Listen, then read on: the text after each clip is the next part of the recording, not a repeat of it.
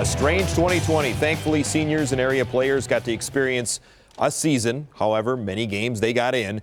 But the playoffs start tonight with no true state title or gold ball in sight. And area teams like Franklin, Burlington, Waukesha North, Nicolet, and New Berlin West, plus a couple others, bowing out before it even begins. Badger and Beast. Lake Geneva Badger and Brookfield East on a nice, crisp November night. Badger driving near the end zone, but fumble, and the Spartans' Brady Fry. You get your moment in the spotlight, young man. Beast wins 20-13.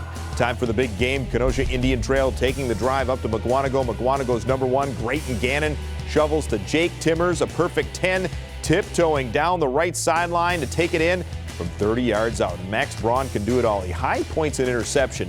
Then when the offense takes over, Gannon guns to Braun. MUKWONAGO rolls 35-0.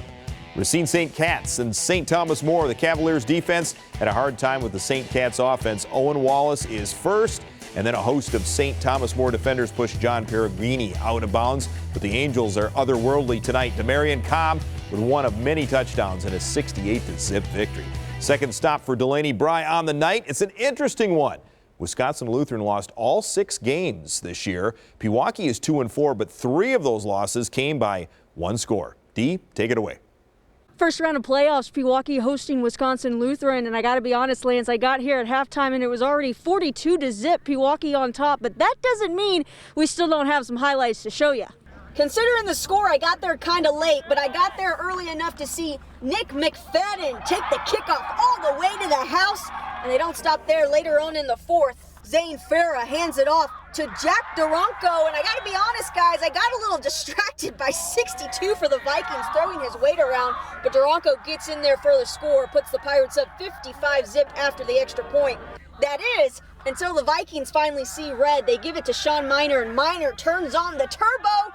He takes it all the way in, reservations for 6, and that is the final score, 55-6, Pewaukee.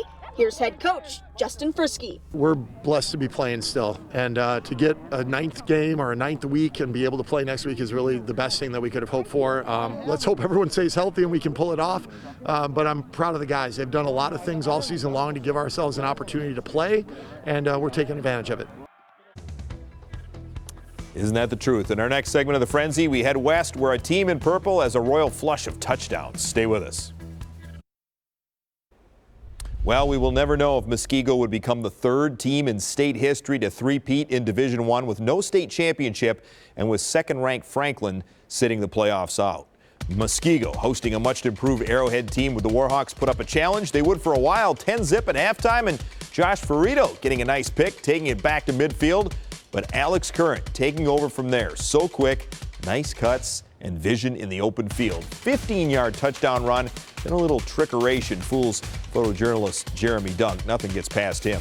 Current breaks loose for 80 yards. Muskego wins 38-0. Our big game, Watertown and OCONOMOWOC. 3 TDs for the Raccoons. First, the QB keeper, Jack Hellman, getting it inside the left pylon. Touchdown number 2. Reverse. Kane Harpster goes to the right sideline and stretches the ball across the goal line.